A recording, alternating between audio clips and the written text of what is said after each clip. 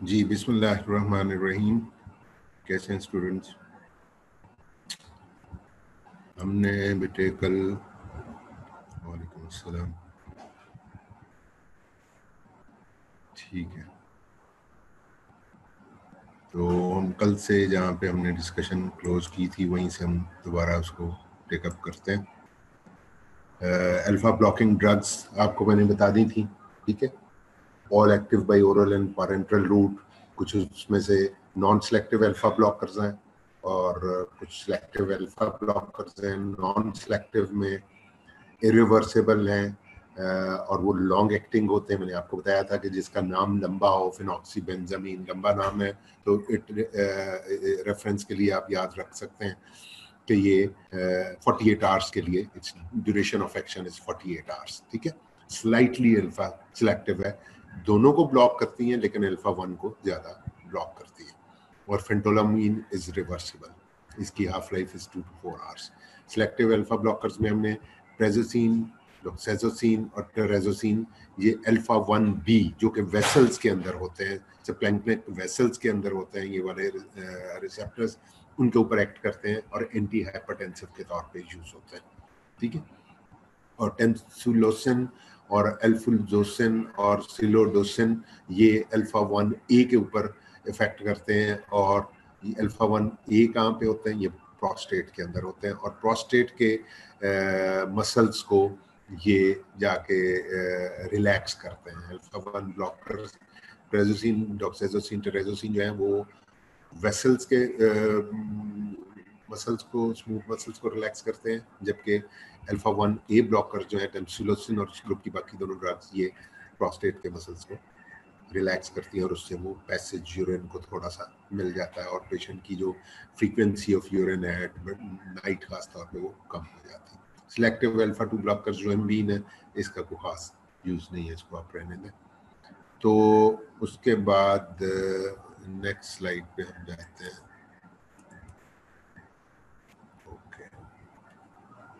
Actions of non selective alpha blockers, ये भी हमने ये तो हमने डिटेल में डिस्कस कर लिया था। चलो, exaggerated tachycardia due to alpha 2 blockers, ये तो मैंने क्वेश्चन पूछना था। एपिनेफ्रिन रिवर्सल क्विकली आप में से कौन बताएगा? एपिनेफ्रिन रिवर्सल कौन बताएगा? शाबाश, बताओ।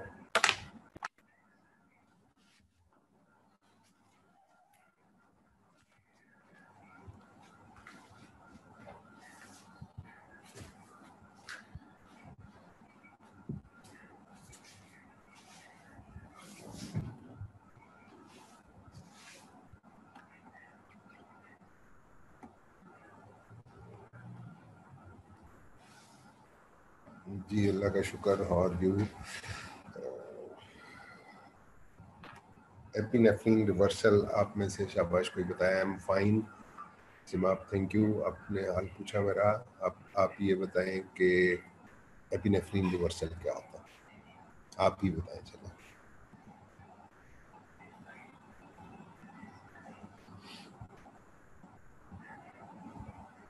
क्विकली, 2 लाइनों की बात है। एनीबॉडी?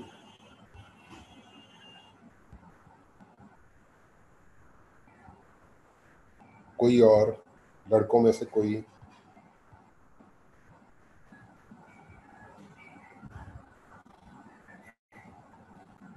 यार अभी कल पढ़ाया मैंने आपको, क्या हो गया? और इतनी आसान सी बात। In the presence of alpha blockers, ठीक है, when we give a blocker, the effect of epinephrine is reversed, so vasoconstriction, no vasoconstriction, so blood pressure decrease instead of increase, ठीक है। ब्लॉकर्स कौन से बेटे? अल्फा 1 ब्लॉकर या alpha blocker, कोई भी दीजिए। आपने माहिरा ने लिखा कि इन the presence of alpha blockers epinephrine causing vasodilation is reversed, vasoconstriction occurs। नहीं बेटे, vasodilatation occurs instead of vasoconstriction।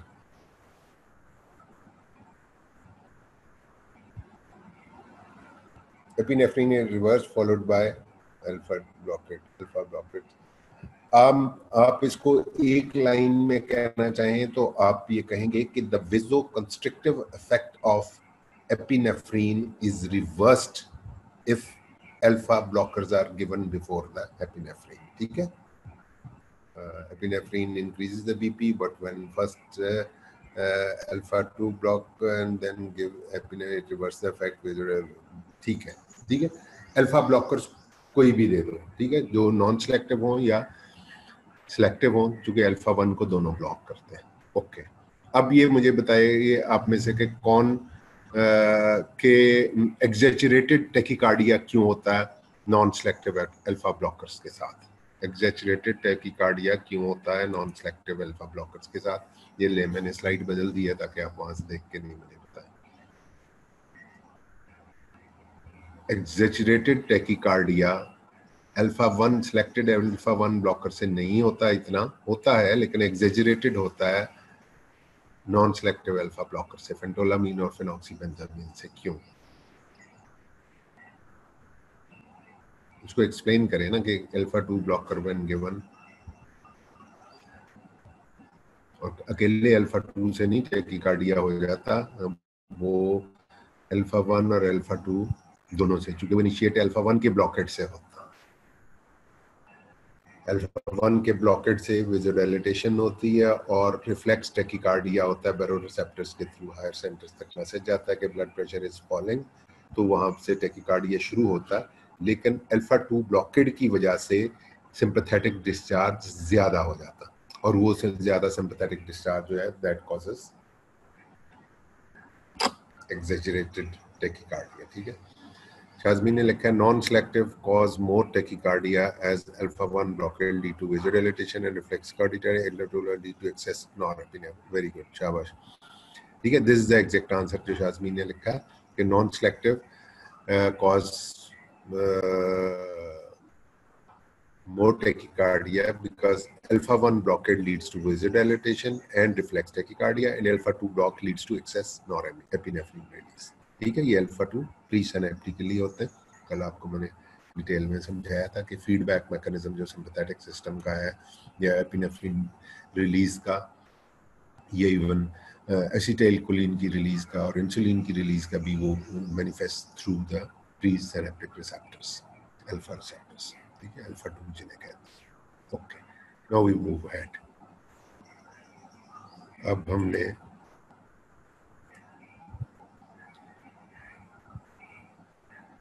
Actions of selective alpha 1 blockers भी हमने कर लिए थे. ये अल्फा 1 की ब्लॉकेट ज्यादा करते हैं और अल्फा 2 की, तो ये बिल्कुल टोटली एक्सक्लूसिविटी यहाँ पे नहीं होती कि हम कहें कि ये अल्फा 1 ब्लॉकर है तो ये अल्फा 2 को ब्लॉक नहीं करते. तो basically all alpha 1 blockers have got more affinity for the alpha 1, but still they affect the alpha 2 as well. ठीक है, तो क्या होता है, reduction of vascular tone, blood pressure drop हो जाता है, बैरोरिसेप्टर रिफ्लेक्स होता है, टेकिकार्डिया होता है, less tachycardia because there is no alpha 2 blockade. ज्यादा अल्फा 2 ब्लॉकेट नहीं हुई इसलिए इतना एग्जैचुरेटेड टेकिकार्डिया नहीं होता. ये आपसे बड़ा स्मार्ट सा क्वेश्चन पूछा जा सकता है एग्जाम में. कल भी मैंने कहा था कि why there is exaggerated tachycardia with non selective alpha blockers as compared to selective alpha. आपको ड्रग्स के नाम दिए जा सकते हैं कि why phenoxybenzamine causes more tachycardia as compared to prazosin. ठीक है, तो you should be able to answer. Epinephrine reversal उनमें भी होता है, इनमें भी होता है. ऑर्थोस्टैटिक हाइपोटेंशन उनमें भी होती है, इनमें भी होती है. Relaxation of smooth muscles of prostate, ये एडिशनल वो वाले जो पीछे आपको मैंने बताए ड्रग्स टेंसिलोसिन और ये वाली दोनों जो नेक्स्ट हैं अल्फा 1 ए के ऊपर इफेक्ट करती हैं जो कि प्रोस्टेट के अंदर होता है, और वहाँ पे ये स्मूथ मसल्स ऑफ प्रोस्टेट को रिलैक्स करते हैं जिससे पेशेंट की सिम्टम्स कतरे कम हो जाते हैं.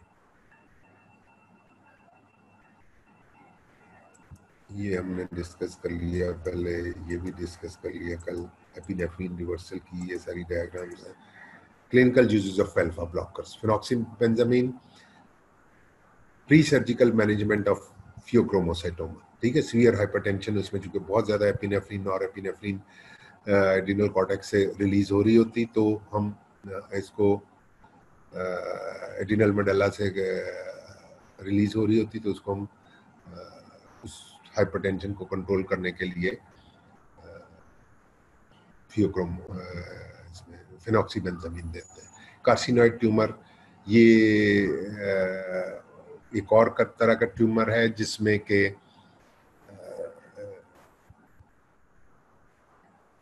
सेरोटोनिन रिसेप्टर की ब्लॉकेड के लिए थोड़ा सा फिनॉक्सीबेंजामीन का रोल है। इसी तरह मेस्टोसाइटोसिस है, वहाँ पे एंटीहिस्टामिन इफेक्ट के लिए, इसका मतलब ये है कि फिनॉक्सीबेंजामीन सिर्फ अल्फा 1 और अल्फा 2 को ही नहीं ब्लॉक करती बल्कि वो सेरोटोनिन रिसेप्टर्स और H1 रिसेप्टर्स को भी थोड़ा सा ब्लॉक करती है। इसलिए कार्सिनोइड ट्यूमर में और मेस्टोसाइटोसिस में ये यूज होती है। लेकिन मेन यूज इसका आप ये याद रखें कि फियोक्रोमोसाइटोमा में टर्म मैनेजमेंट के लिए हम फिनॉक्सीबेंजामीन यूज करते हैं। फेंटोलामीन का यूज जो है during pheochromocytoma surgery to control the BP, ठीक है। ड्यूरिंग द सर्जरी हमें शॉर्ट एक्टिंग ड्रग्स चाहिए होती, तो वहां पे हम फेंटोलामीन देते हैं फियोक्रोमोसाइटोमा के पेशेंट को ड्यूरिंग द सर्जरी, ठीक है, उस ट्यूमर की रिमूवल के लिए। Accidental infiltration of alpha agonist, dermal necrosis, used locally, antidote for amphetamine and cocaine overdosage. Alpha agonist अगर गलती से लग जाए तो वहां पे क्या हो जाएगा, सिवियर वेजोकंस्ट्रिक्शन, और उसकी वजह से लोकल नेक्रोसिस हो जाती, डर्मल नेक्रोसिस उसको हम कहते हैं। अगर आप कोई कैटेकोलामीन्स में से दे रहे हैं और वो थोड़ी सी जरा बाहर टिश्यू में चली जाती तो वहाँ पे वो नेक्रोसिस कर सकती है। तो वहाँ पे हम फेंटोलामीन को एंटीडोट के तौर पे यूज किए जाते हैं। इसी तरह से एम्फेटामीन है, इनडायरेक्टली एक्टिंग कैटेकोलामीन यानी इनडायरेक्टली एक्टिंग सिम्पैथोमाइमेटिक है, उसके एंटीडोट के तौर पे भी अगर उसकी ओवरडोजेज हो जाए तो हम फेंटोलामीन दे सकते हैं। कोकेन भी इसी तरह से, उसकी ओवरडोजेज में भी तमाम सिम्पैथोमाइमेटिक ड्रग्स जो हैं उनकी ओवरडोजेज में हम एंटीडोट के तौर पे फेंटोलामीन देते हैं।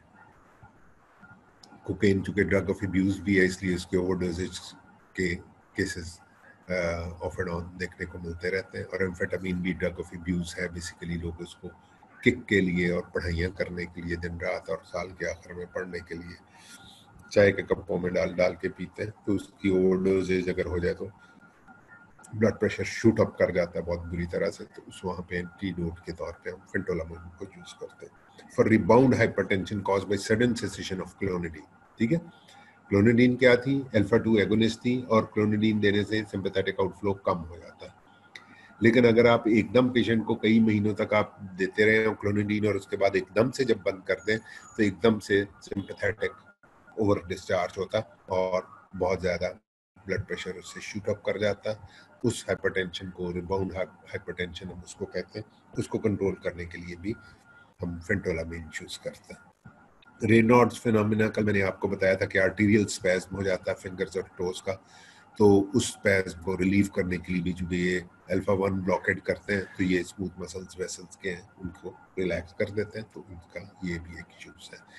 इरेक्टाइल डिसफंक्शन, फेंटोलामीन और जोहिम्बीन का एक इंजेक्शन दिया जाता है इरेक्टाइल डिसफंक्शन के लिए, क्योंकि इरेक्शन इज ऑल अबाउट वेजोडाइलेटेशन, तो वेजोडाइलेटेशन कॉज करने के लिए हम फेंटोलामीन को योहिम्बीन के साथ मिक्स करके देते हैं। योहिम्बीन का ये एक यूज था क्लिनिकल, जो कंट्रोवर्शियल है थोड़ा सा, लेकिन but still it is mentioned in the books, ठीक है। तो फिनॉक्सीबेंजामीन और फेंटोलामीन, इनके यूजेस में आपको फियोक्रोमोसाइटोमा और hypertension caused by amphetamine, cocaine और सेसेशन ऑफ क्लोनिडीन, इन तीनों चारों वजूहत की वजह से जो हाइपरटेंशन होती है, उसके अलावा आर्टीरियल स्पैज्म के अंदर, ठीक है, और इरेक्टाइल डिसफंक्शन में यूएपी के साथ कंबाइन करके इनको दिया जाता है। तो ये इनके क्लिनिकल यूजेस हैं।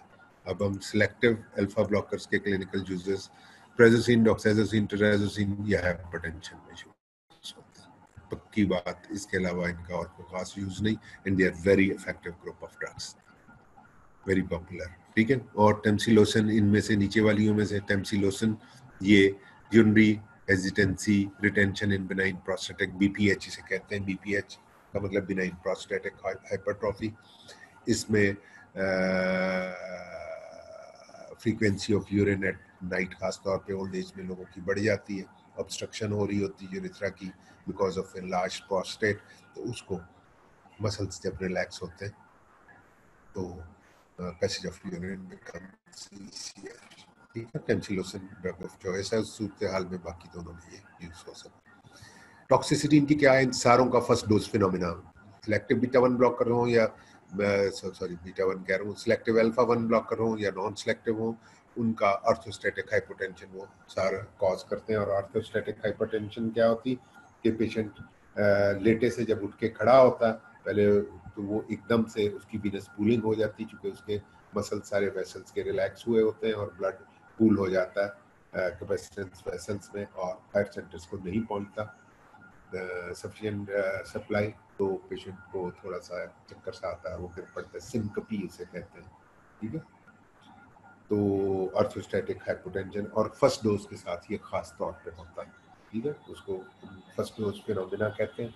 और अल्फा ब्लॉकर्स यूज करते वक्त वी शुड बी वॉचफुल कि हम पेशेंट को या तो अल्फा ब्लॉकर्स रात के वक्त दें ताकि वो रात को लेटा रहे और ड्रग अपना इफेक्ट करके ब्लड प्रेशर को लो करते सुबह तक उठते तक वो सेटल हो चुका होता। ठीक है, और ड्रग की कॉन्सेंट्रेशन भी ब्लड में कम हो चुकी होती। और दूसरा ये है कि पेशेंट को वार्न कर दिया जाए। ठीक है, तो और इसमें reflex tachycardia which is mark with non selective alpha blockers. ठीक है, एग्जैजरेटेड रिस्पांस कभी हमने जिक्र कर दिया, लेकिन जो सिलेक्टिव अल्फा 1 ब्लॉकर्स होते हैं उनसे भी रिफ्लेक्स टेकिकार्डिया होती है, लेकिन नॉन सिलेक्टिव से एग्जैजरेटेड और बहुत ज़्यादा होता है। फर्स्ट डोज फिनोमेना हमने जिक्र कर दिया। उसके अलावा नेजल कंजेशन होती। कंजेशन, आपको नेजल कंजेशन का पता होना चाहिए कि ये वेजोडाइलेटेशन की वजह से होती। वेसल्स डायलेट कर जाती, ज़्यादा ब्लड नाक में फ्लो करता है, लिटल्स एरिया होता है और नाक की चूँकि ब्लड सप्लाई काफ़ी रिच होती है तो वहाँ नेजल कंजेशन हो जाती। तो ऑक्सीमेटाजोलिन और इस तरह की जो अल्फा 1 स्टिमुलेंट्स होती हैं वो वाली ड्रग्स दी जाती हैं ताकि वो वहाँ पे ब्लड वेसल्स की नैरोइंग कर सकें और वहाँ पे ब्लड सप्लाई को कम कर सकें, वेजो कंस्ट्रिक्शन कर सकें। तो वो नेजल डीकंजेस्टेंट के तौर पे यूज होती। और इन ड्रग्स का ये एडवर्स इफेक्ट है कि ये अपनी वेजोडाइलेटेशन की वजह से नेजल कंजेशन करती है। ठीक है, हेडेक होता है उसी डायलिटेशन की वजह से, पेशेंट एनर्जेटिक फील नहीं करता, नोजिया और वॉमिटिंग हो सकती है। फ्लॉपी आयरस सिंड्रोम एक होता है कि जिस तरह से बाकी सारी वेसल्स रिलैक्स हो जाती हैं, समहाउ आई बॉल के अंदर भी प्रोबेबली प्रेशर बढ़ जाता है या कुछ ऐसा होता है और उस वेजोडाइलेटेशन की वजह से आयरस बाहर को बल्ज आउट कर जाता है। ठीक है, तो उसको फ्लॉपी आयरस सिंड्रोम कहते हैं। ठीक है, तो ये अल्फा ब्लॉकर्स की वजह से ये नेजल कंजेशन भी वेजोडाइलेटेशन की वजह से हुई, ऑर्थोस्टैटिक हाइपोटेंशन भी वेजोडाइलेटेशन की वजह से हुई, रिफ्लेक्स टेकिकार्डिया भी वेजोडाइलेटेशन की वजह से हुआ और फर्स्ट डोज फिनोमेना भी वेजोडाइलेटेशन की वजह से हुआ। तो ये आपको जहन में रखना चाहिए। ये जो टेंसिलोसिन वगैरह हैं ये बेसिकली चूँकि इनकी सिलेक्टिविटी ज़रा सी फ़र्क है, जैसे आपको पहले मैंने बताया कि ये ज़रा से फ़र्क है रिसेप्टर्स उसमें प्रोस्टेट में, तो इनकी वजह से इतनी हाई बंदे के ब्लड प्रेशर के लेवल पे बहुत ज़्यादा फ़र्क नहीं पड़ता। लेकिन इनिशियल इनकी भी फ्यू डोजेस जो हैं वो एक दफ़ा ब्लड प्रेशर को थोड़ा सा नीचे लाती है और उसके बाद फिर बंदा स्टेबल हो जाता है और उसके बाद चूँकि कई महीनों तक खानी होती, फिर इनका हाइपोटेंसिव इफेक्ट जो है वो ज़्यादा देर नहीं रहता। पहले 2-3 डोजेस 2-3 दिन तक पेशेंट को आपने वॉच करना होता, उसके बाद वो कई महीनों तक भी खाता रहे तो उसके ब्लड प्रेशर पे कोई खास फ़र्क नहीं पड़ता, क्योंकि इनके रिसेप्टर्स जो है वो थोड़े से फ़र्क सबटाइप फ़र्क। ठीक हो गए।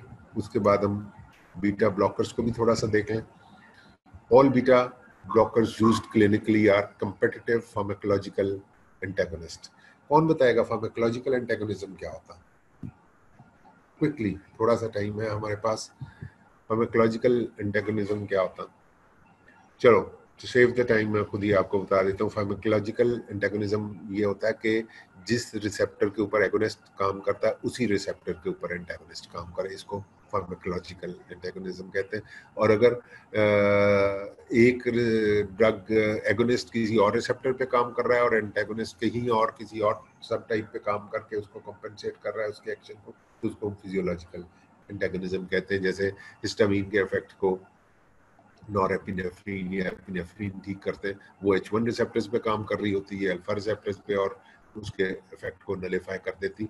ये फिजियोलॉजिकल मैकेनिज्म्स होता है। तो फार्माकोलॉजिकल एंटागोनिज्म का मतलब यहाँ पे ये टर्म यूज हुई है, तो उसका मतलब ये कि they are acting on the same receptor. और कंपेटिटिव ब्लॉकेट का क्या मतलब है कि अगर एगोनिस्ट की अमाउंट बढ़ जाए, जो सिंपैथेटिक डिस्चार्ज ज्यादा हो किसी वजह से, तो फिर ये बीटा ब्लॉकर्स का किया हुआ ब्लॉकेट जो है वो ओवररन हो जाता है और उसको निगेट कर देते हैं। ठीक है, तो इसमें एगोनिस्ट की अमाउंट बढ़ाने से एंटागोनिस्ट जो है वो उसका इफेक्ट नलिफाई हो जाता है। इसको कम्पिटिटिव एंटागोनिज्म कहते हैं। ये ऐसे मुझे याद आ गया कि आपको मतलब आप आपने सारे चैप्टर्स पढ़ लिए, अब आप रिवीजन कर रहे हैं, तो आपको पिछले जितने कॉन्सेप्ट जहां जहां जिस चीज का जिक्र आए, यू शुड नो कि ये किस चीज की बात हो रही।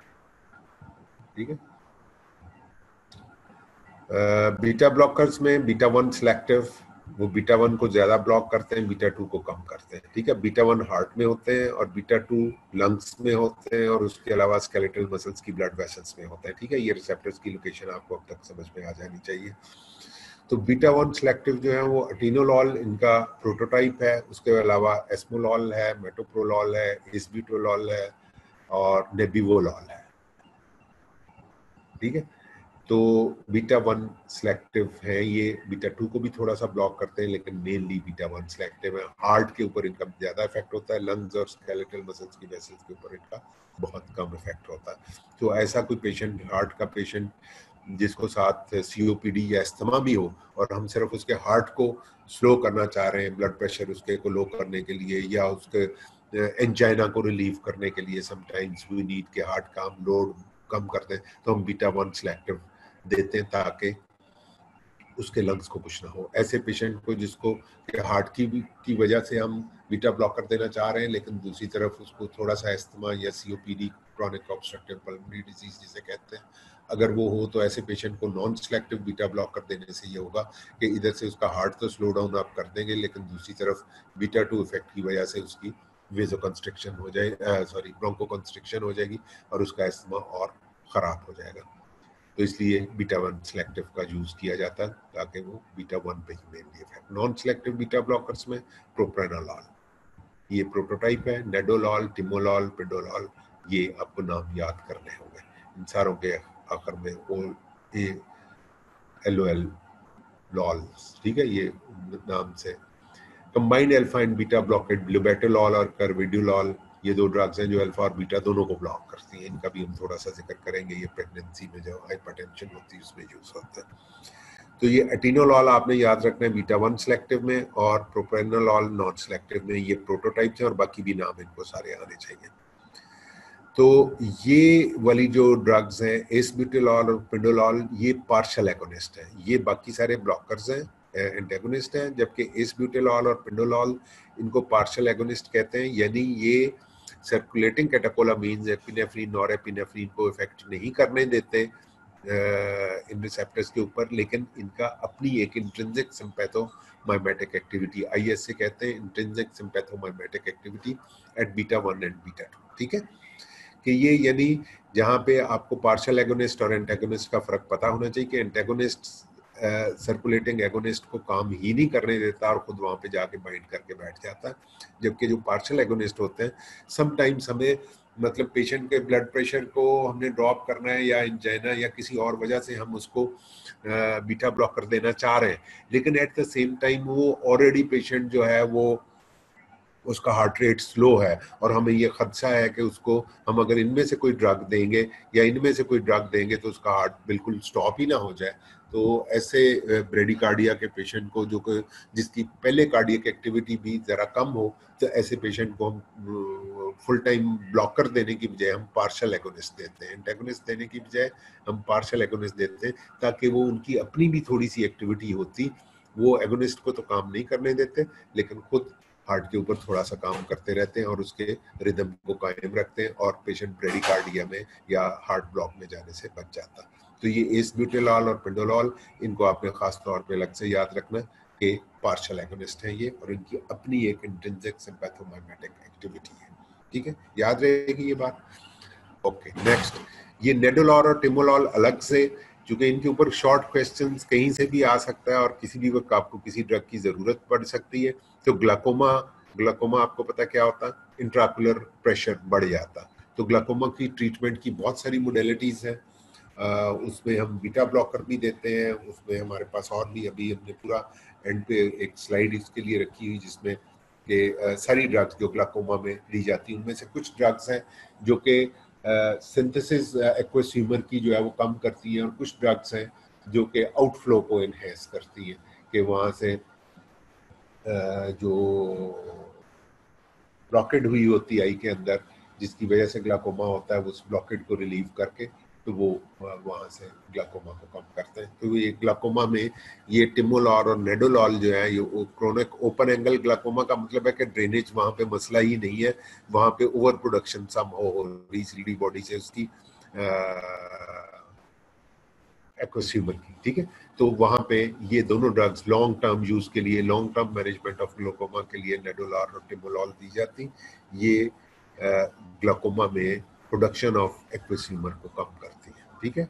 सिंथेसिस ऑफ एक्वस ह्यूमर को ये स्लो डाउन कर देती और ग्लाकोमा से पेशेंट बच जाता है। ग्लाकोमा, जिसको आम जुबान में हम काला मोतिया कहते हैं, rise in the intraocular pressure is that does cause very serious damage to the retina, और ये अंधा हो सकता है इससे बंदा अगर उसके ग्लाकोमा को ट्रीट ना किया जाए।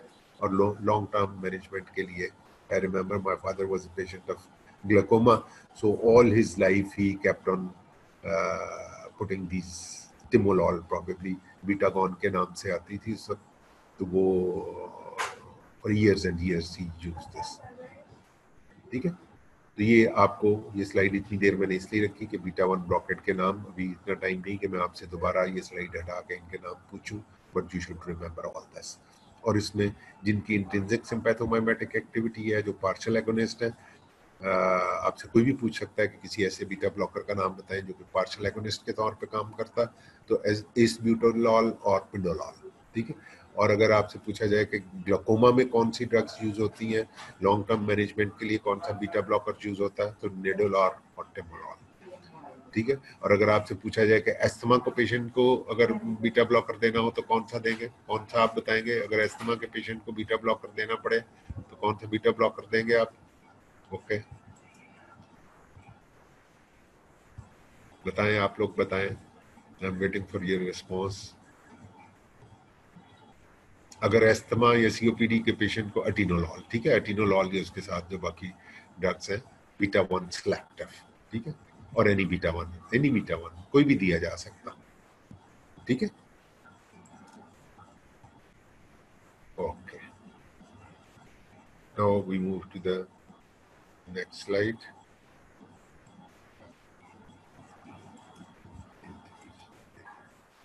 प्रोप्रेनोलॉल, ठीक है, नॉन सेलेक्टिव ट्रेडिशनली पहले पढ़ाए जाते हैं ताकि आपको सारे बीटा मैनेजमेंट की समझ लग जाए कि बीटा ब्लॉकर्स क्या करते हैं, ठीक है, बीटा एंटागोनिस्ट क्या करते हैं। प्रोप्रेनोलॉल बहुत वाइडली यूज ड्रग, बहुत इफेक्टिव, बहुत जबरदस्त drug, completely absorbed after oral administration. ये 20 ग्राम 40 मिलीग्राम 20 मिलीग्राम 40 मिलीग्राम बहुत सारी प्रेपरेशंस में आती हैं। फर्स्ट हेपेटिक पास इसका बहुत शदीद होता है, वो तकरीबन 75% ड्रग को वो ले जाता है, सिर्फ 25% ड्रग जो है वो सर्कुलेशन में पहुंचती है, लेकिन वो भी सफिशिएंट होती है मोस्ट ऑफ द केसेस में अपना पर्पस अचीव करने के लिए, ठीक है। फर्स्ट हेपेटिक पास की बहुत अच्छी एग्जांपल कि प्रोप्रेनोलॉल 75% of drug is wasted in the first hepatic pass, but whatever the 25% reaches the systemic circulation is sufficient. उतनी हम डोज बढ़ा लेते हैं अगर जरूरत पड़े तो 25% is sufficient to cause the pharmacological actions. Volume of distribution is 4 litre पर किलोग्राम, ठीक है। 70 किलोग्राम के बंदे में 280 लीटर्स हो गया, ये जहाँ 70 लिखना था 7 किलोग्राम लिखा हुआ, 70 किलोग्राम बंदे में। Crosses blood brain barrier, atenolol does not cross blood brain barrier, ठीक है। ये बाकी सारी ब्लड ब्रेन बैरियर को क्रॉस करती हैं, ये एटिनोलॉल संभव नहीं करती। Extensively metabolised in the liver, metabolites excreted in the urine. Nidolol and timolol are more potent than propranolol, ठीक है। Nidolol and timolol ये प्रोप्रेनोलॉल की निस्बत ज्यादा इफेक्टिव ड्रग्स हैं, लेकिन आमतौर पे ओरल यूज के लिए हम प्रोप्रेनोलॉल ही यूज करते हैं, क्योंकि इनकी फिर टॉक्सिसिटी या एरिथमियाज या हार्ट ब्लॉक या इस किस्म की चीज़ें इससे हो सकती। तो टॉपिकल यूज़ के लिए हम इनको यूज़ करते हैं, क्योंकि वहाँ पे हमने टॉपिकली यूज़ करना है और एक ड्रॉप सिर्फ एक आंख में डालना है, तो वहाँ पे हम नेडोलॉल और टिमोलॉल को यूज़ करते हैं। ये many times more effective than propranolol. लेकिन कार्डियक पेशेंट्स में हमें चूँकि बहुत माइल्ड सी और डोजेजेस की चाहिए होती हार्ट को सेव करने के लिए, तो उसमें हम प्रोप्रानोलॉल ही आमतौर पे चूज करते हैं। Nadolol has a very long duration of action. ये आपकी बुक में, किसी बुक में मैं कल देख रहा था, एक टेबल भी बना हुआ था, ग्राफिक्स में उन्होंने शो किया हुआ था कि इसकी duration of action is about 7 times more than the other drugs.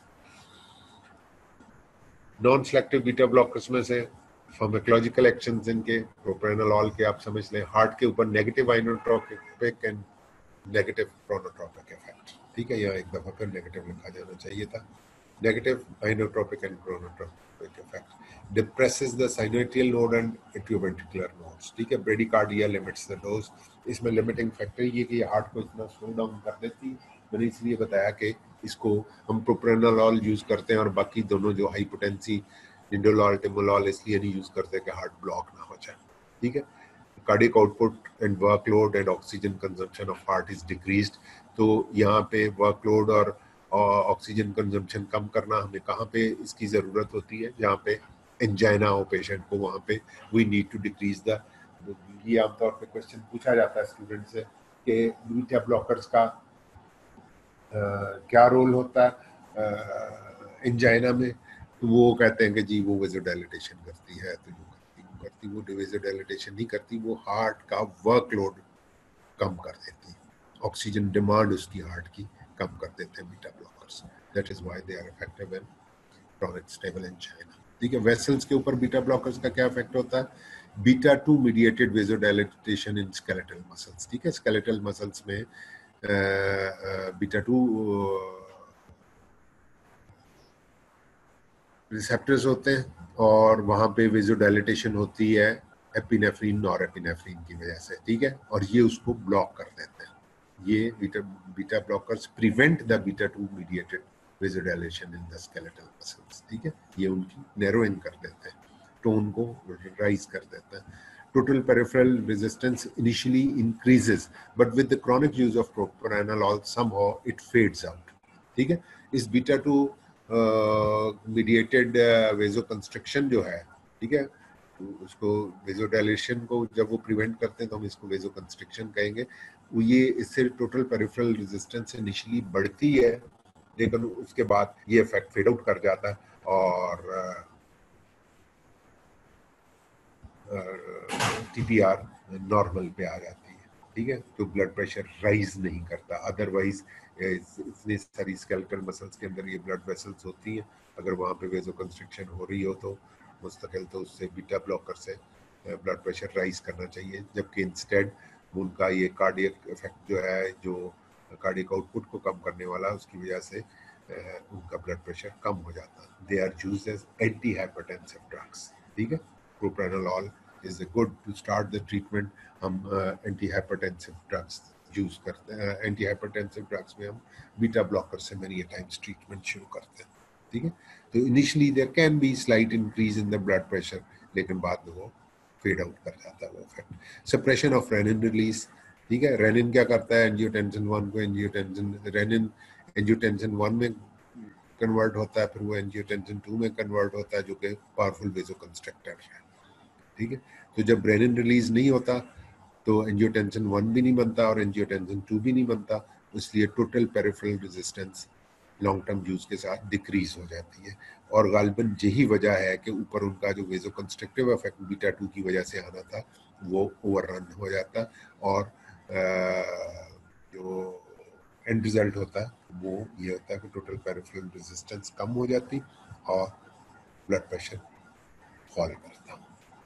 ठीक है, ये मेन इफेक्ट है जिसकी वजह से सप्रेशन ऑफ, उधर से कार्डियक आउटपुट को कम किया और इधर से रेनिन रिलीज को कम किया।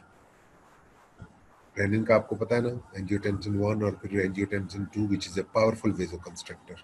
जब रेनिन नहीं बनेगा तो एंजियोटेंसिन 1 और 2 भी नहीं बनेंगे और उससे टोटल पेरिफेरल रेजिस्टेंस कम हो जाएगी। तो ये इफेक्ट बेसिकली इस वाले इफेक्ट को नलिफाई कर देता है और वो इनिशियल वेसोकंस्ट्रक्टिव इफेक्ट जो बीटा 2 के थ्रू स्केलेटल मसल्स की वेसल्स में आना होता है वो फेड आउट कर जाता है। तो नेट रिजल्ट इज कि कार्डियक आउटपुट भी कम हो गई और टोटल पेरिफेरल रेजिस्टेंस भी कम हो गई, नतीजतन ब्लड प्रेशर कम हो जाता है। ब्रोंकाई के अंदर एयरवे रेजिस्टेंस बढ़ जाती है, चूंकि ब्रोंकाई की अगर आप बीटा 2 ब्लॉकेड कर देंगे, बीटा 2 वहाँ पे ब्रोंकोडाइलेटेशन कर रहे होते हैं, तो बीटा 2 को ब्लॉक करने से नैरोइंग हो जाएगी ब्रोंकाई की और एयरवे रेजिस्टेंस बढ़ जाएगी, specially in asthma and COPD patient. और इसीलिए हम सिलेक्टिव बीटा ब्लॉकर्स एटिनोलॉल वगैरह उसमें यूज करते हैं।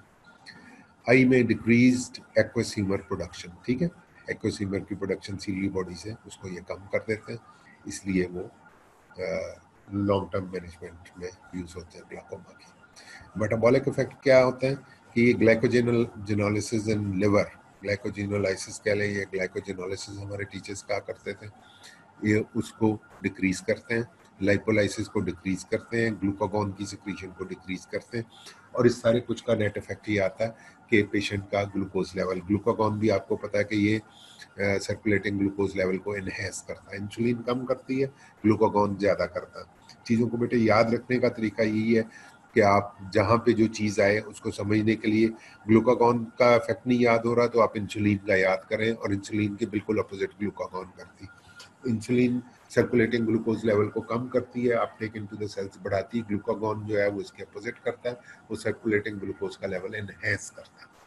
लाइपोलाइसिस भी डिक्रीज हो गई, इसकी वजह से लाइपोलाइसिस के डिक्रीज होने से क्या होता है, lipolysis is breakdown of triglycerides into fatty acids, ठीक है, तो उसमें ट्राइग्लिसराइड्स बढ़ जाते हैं। जब लाइपोलाइसिस कम हुई तो ट्राइग्लिसराइड्स का लेवल बढ़ जाता है, और सम हो इसमें एचडीएल भी फिर कम हो जाता है। जो ट्राइग्लिसराइड्स बढ़ जाते हैं और एचडीएल कम हो जाता है तो ये कोई पेशेंट के लिए इतना हेल्दी साइन नहीं होता, तो इसलिए ये चीज़ें आपको मॉनिटर करनी होती हैं उन पेशेंट्स में जो कि लॉन्ग टर्म बीटा ब्लॉकर्स को यूज़ कर रहे होते हैं। तो ये ग्लाइकोजेनोलिसिस के कम होने की वजह से और ग्लूकागॉन की सिक्रीशन कम होने की वजह से हाइपोग्लाइसीमिया हो जाता है, और with attenuated normal physiological response except diaphoresis. Attenuation आप समझते हैं किसी चीज़ का, किसी फंक्शन का ख़त्म होना या कम हो जाना। होता ये है कि जब हाइपोग्लाइसीमिया में पेशेंट जाता तो उसका सिंपैथेटिक सिस्टम एक्टिवेट हो जाता है, क्योंकि वो एक डेंजरस कंडीशन होती पेशेंट के लिए, उसका सिंपैथेटिक डिस्चार्ज फौरन बढ़ जाता है, जब हायर सेंटर्स तक ग्लूकोज नहीं पहुंचती तो वो सब एक्टिवेट हो जाते हैं। तो उसकी वजह से सिंपैथेटिक जो इफेक्ट्स हैं वो हार्ट के ऊपर भी आते हैं, स्किन के ऊपर भी आते हैं, पसीना भी पेशेंट को आना शुरू होता है, हार्ट भी तेज चलना शुरू हो जाता है, उसकी ग्लाइकोजन की ब्रेकडाउन भी शुरू हो जाती है, बहुत सारे काम शुरू हो जाते हैं जिसकी वजह से दोबारा ग्लूकोज लेवल मेंटेन कर लेती बॉडी।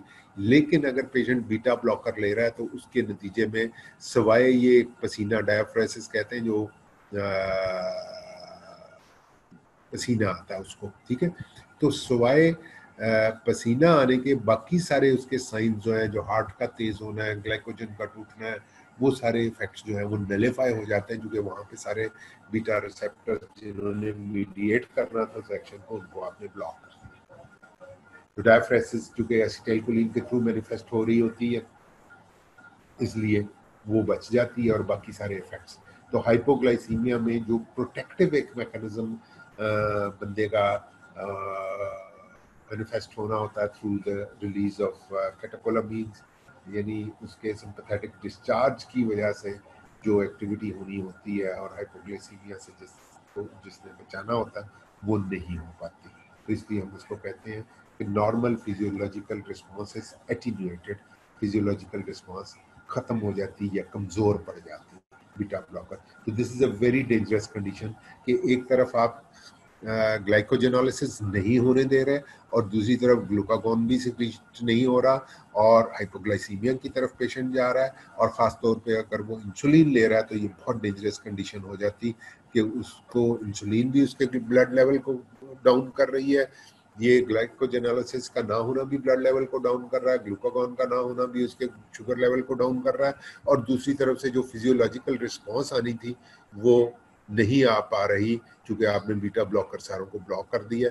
हार्ट ने तेज काम करना था और ग्लाइकोजन ने टूटना था और ग्लूकागॉन की सिक्रीशन जो है वो एनहेंस होनी थी, और वो सब नहीं जब हो रहा होता तो फिर पेशेंट सीरियस कंडीशन में वो मतलब we can literally die of hypoglycaemia, और पता भी नहीं किसी को चलेगा, उसको सिर्फ थोड़ा सा पसीना आ रहा होता।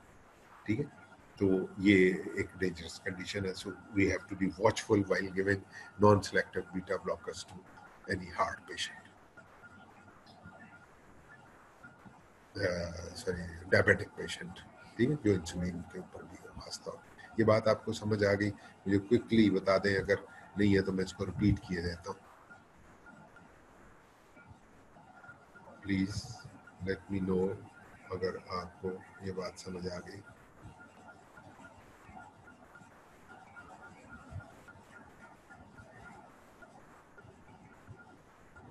डायबिटिक पेशेंट्स में बीटा ब्लॉकर्स क्यों नहीं देते? Did you all get this? समझ में आया तो जल्दी से बताओ, नहीं आया तो भी बताओ। सर रिपीट कर दें प्लीज। ठीक है, ओके, कोई बात नहीं। ये चूंकि अहम बात है, हम बेटे नॉन सेलेक्टिव बीटा ब्लॉकर, जो कोई भी बीटा ब्लॉकर्स शुगर के पेशेंट को नहीं देते, खास तौर पे अगर वो इंसुलिन ले रहा हो, क्योंकि अगर वो इंसुलिन ले रहा हो तो वो इंसुलिन भी हाइपोग्लाइसीमिया थोड़ा सा कर रही होती, और बीटा ब्लॉकर्स ग्लाइकोजेनोलिसिस को भी यहाँ पे कम कर रहे हैं, और दूसरी तरफ वो ग्लूकागॉन की सिक्रीशन को भी कम कर रहे हैं। तो ये सारे फैक्टर्स मिलके उसमें हाइपोग्लाइसीमिया जनरेट कर देते हैं। तो आम तौर पे हाइपोग्लाइसीमिया अगर किसी बंदे को एक्सीडेंटली हो भी जाता है तो बॉडी खुद एक फिजियोलॉजिकल रिस्पॉन्स जनरेट करती है by increased release of sympathetic discharge. ठीक है, सिंपैथेटिक रिस्पॉन्स एक होती जो कि ग्लूकोज लेवल को भी राइज करती, ग्लाइकोजिनोलाइसिस भी करती, ग्लूकागॉन की सिक्रीशन को भी एनहेंस करती, तो वो बॉडी खुद ही उसको थोड़े बहुत हाइपोग्लाइसीमिया को मैनेज कर लेती। लेकिन अगर आप बीटा ब्लॉकर पेशेंट को दे रहे हो तो ये काम नहीं हो पाएगा, क्योंकि बीटा ब्लॉकर्स ना ग्लाइकोजिनोलाइसिस होने दे रहे हैं, ना ग्लूकागॉन की सिक्रीशन को बढ़ने दे रहे हैं।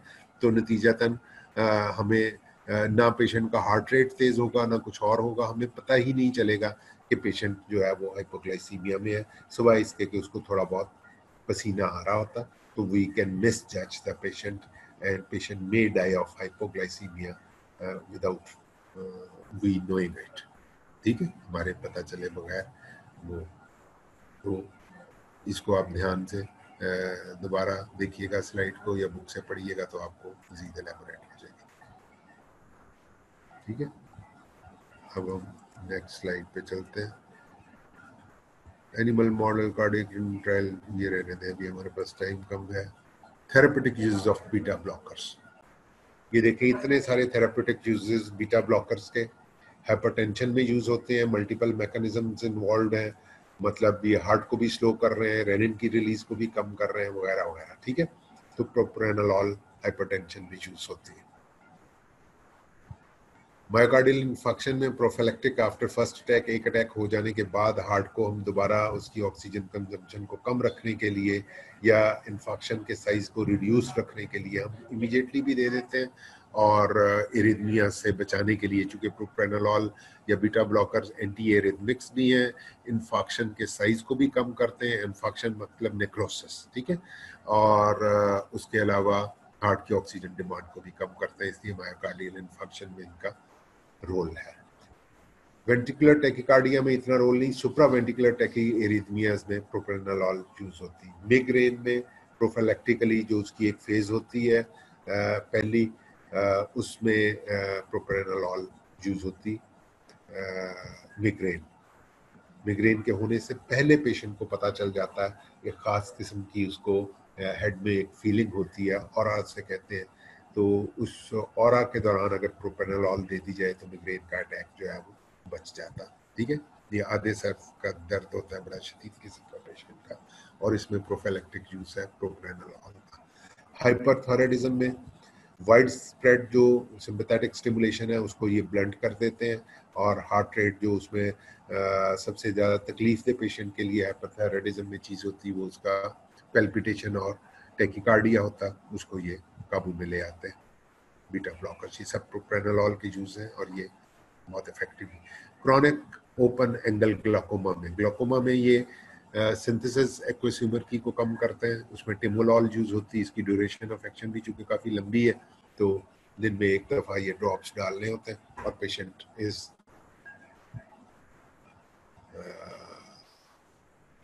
उसमें ग्लाकोमा में इंट्राओकुलर प्रेशर कम्स डाउन। ठीक है।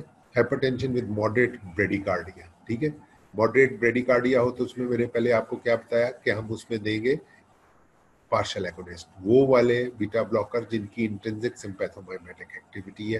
क्योंकि पेशेंट ऑलरेडी ब्रेडिकार्डिया से सफर कर रहा है, तो उसको हम एसब्यूटेलॉल और पिंडोलॉल देंगे। ये दोनों नाम आपने याद रखते हैं। ये पहली डायग्राम में भी एसब्यूटेलॉल और पिंडोलॉल आपको मैंने बताया था कि पार्शियल एगोनिस्ट है और इंट्रिंसिक सिंपैथोमाइमेटिक एक्टिविटी करता है। ठीक है।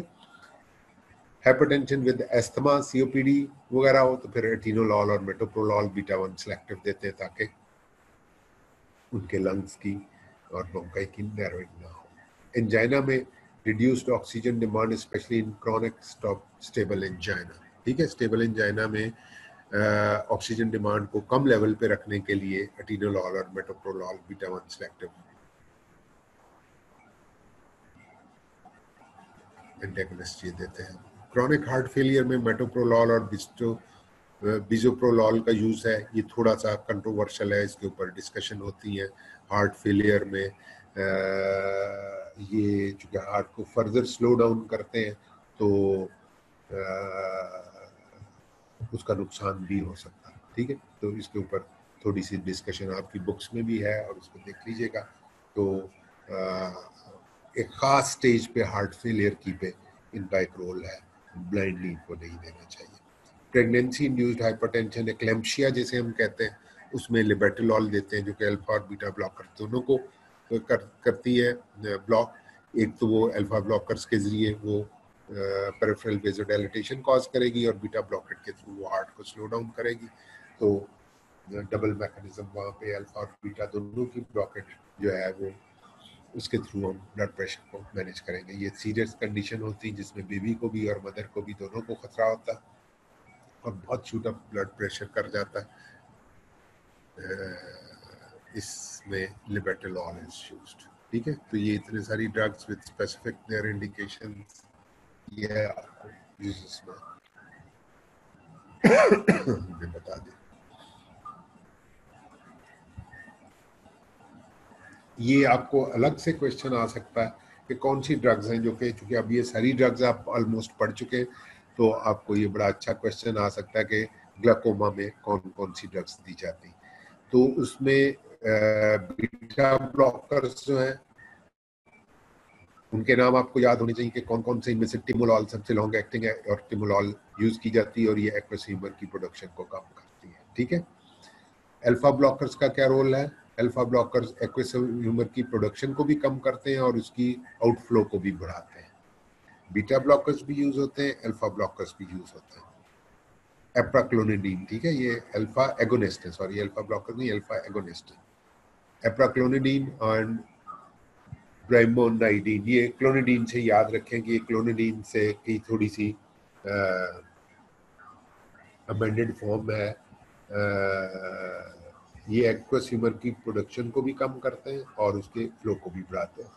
बीटा ब्लॉकर्स और अल्फा एगोनिस्ट, उसके अलावा कोलिनर्जिक एगोनिस्ट, पाइलोकार्पिन वगैरह, ये एक्वस आउटफ्लो के क्लोज एंगल जो ग्लाकोमा होता है जिसमें आउटफ्लो के मसाइल होते हैं, वहाँ पे एक्वस आउटफ्लो को बढ़ाने के लिए पाइलोकार्पिन यूज होती है। ठीक है। प्रोस्टाग्लैंडिन्स भी कुछ यूज होती है, travoprost, tenoprost, increase of aqueous humour outflow. ठीक है। और कार्बनिक एंहाइड्रेज इनहिबिटर्स में से एसीटाजोलामाइड का नाम याद रख लें, decrease of aqueous humour production. अब इसमें अब आप देखें कि कौन कौन सी बीटा ब्लॉकर्स और कार्बनिक एंहाइड्रेज इनहिबिटर्स ये एक्वस ह्यूमर की प्रोडक्शन को कम कर रहे हैं। याद रखिएगा, बीटा ब्लॉकर्स, ये इस तरह के टेबल देख के ना छोड़ दिए करें, ये ग्लाकोमा की पूरी ट्रीटमेंट इसमें दी हुई है।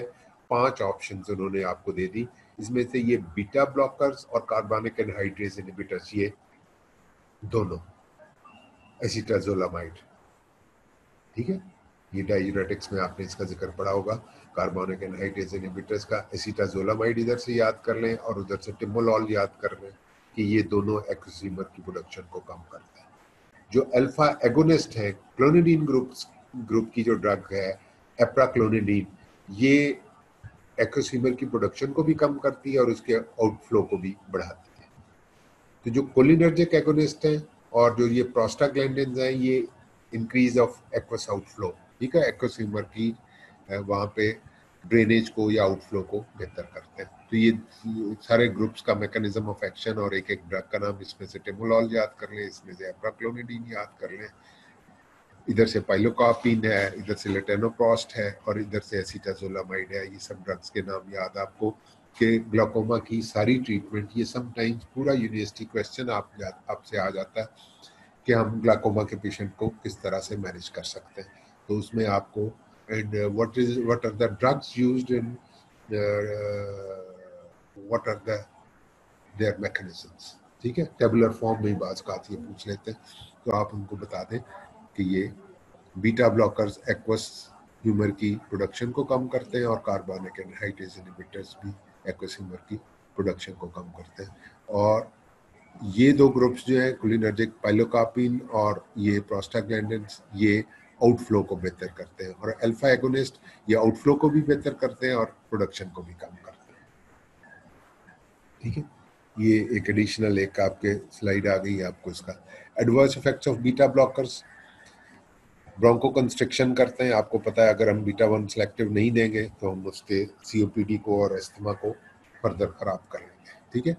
Arrhythmias by sudden stoppage of beta blockers, beta blocker चूंकि कैटेकोलामीन्स को इफेक्ट नहीं करने दे रहे हार्ट के ऊपर, हार्ट को स्लो डाउन कर रहे होते हैं, तो अगर आप अचानक बीटा ब्लॉकर कोई बंदा कई महीनों तक यूज करता रहा और उसके बाद आप उसको बीटा ब्लॉकर्स देना अचानक अगर बंद कर देते हैं तो एकदम से जब वो ड्रग उनका कैटेकोलामिन्स का इफेक्ट उसके ऊपर आएगा। बीटा ब्लॉकर्स का आपको समझ होनी चाहिए कि वो एंडोजिनस एंड एक्सोजिनस जो बाहर से दी जा रही है अगर और बॉडी के अंदर जो प्रोड्यूस हो रही है, उन दोनों किस्म की कैटेकोलामिन्स को ब्लॉक कर रहे हैं, ठीक है। अब्दुल्ला मेरी क्लास हो रही है, ठीक है। By sudden stoppage of beta blockers arrhythmias हो सकते हैं, ठीक है। सेक्सुअल इंपेयरमेंट बीटा ब्लॉकर से हो सकती है। Metabolic disturbances, fasting hypoglycaemia due to decrease glycogenolysis and decrease glucagon, ठीक है। ये हमने पहले बताया कि बीटा ब्लॉकर्स ना सिर्फ हाइपोग्लाइसीमिया कॉज कर रहे होते हैं बल्कि हाइपोग्लाइसीमिया के रिस्पॉन्स में जो फिजियोलॉजिकल बॉडी ने एक्शन करने होते हैं उनको भी मास्क कर देती है, ठीक है। और लाइपोलाइसिस को चूंकि ये इनहिबिट कर रही है, लिहाजा ट्राइग्लिसराइड्स इंक्रीज हो जाते हैं और समहाउ एचडीएल भी डिक्रीज हो जाता है। HDL is the good cholesterol, body के लिए जो अच्छा कोलेस्ट्रॉल होता है वो एचडीएल होता है। तो उधर से ट्राइग्लिसराइड्स का बढ़ जाना और एचडीएल का कम हो जाना is not healthy for the patients, ठीक है। तो ये डिक्रीज लाइपोलाइसिस के दोनों इफेक्ट्स हैं। Lipolysis is breakdown of triglycerides into fatty acids.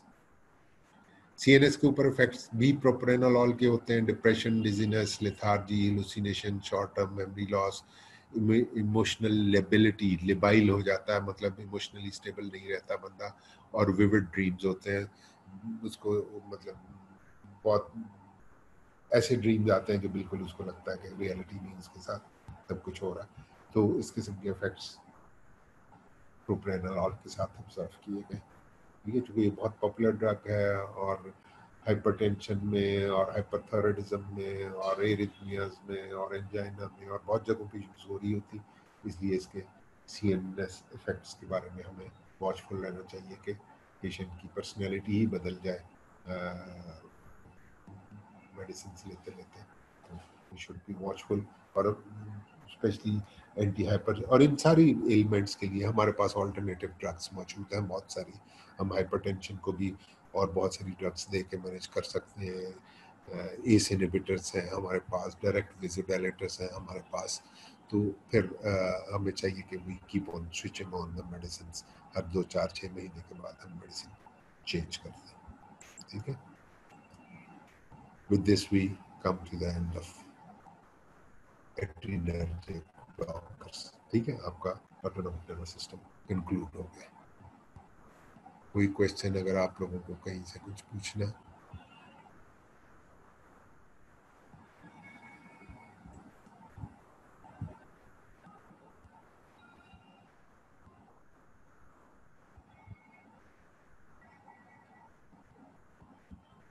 ठीक है, आपके प्रोफेशनल की एक टेंटेटिव सी डेट यूएचएस से, आपके कॉलेज के नोटिफिकेशंस में आया हुआ है कि जो यूएचएस का सर्कुलर घूम रहा है फर्स्ट वीक ऑफ दिसंबर में एग्जाम के बारे में, वो पता नहीं किसी ने हैक कर ली है यूएचएस की साइट और पता नहीं क्या क्या कहानी है। लेकिन मेरा ख्याल है कि 11 दिसंबर इज द डेट। तो यूएचएस उसको अनाउंस खुद नहीं करना चाह रही थी फॉर पॉलिटिकल रीजंस, तो उन्होंने उसको हैक करवा के उधर उधर से पब्लिसाइज कर दिया। कुछ इस टाइप की पॉलिटिक्स है। चूँकि अभी मैं देख रहा था आपके नोटिफिकेशन कॉलेज वालों की तरफ से एक आया हुआ था कि जी वो यूएचएस पे का उन्होंने ट्विटर मैसेज दिया हुआ था जावेद अकरम साहब का कि जी ये किसी ने हैक कर लिया हमारी साइट, और ये अभी हमारी फाइनल डेट नहीं, पता नहीं वो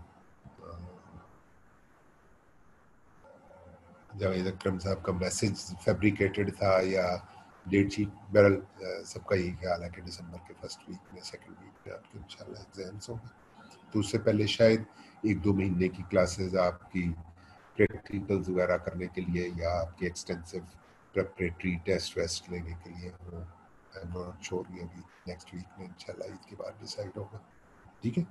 टिल देन अल्लाह हाफिज़।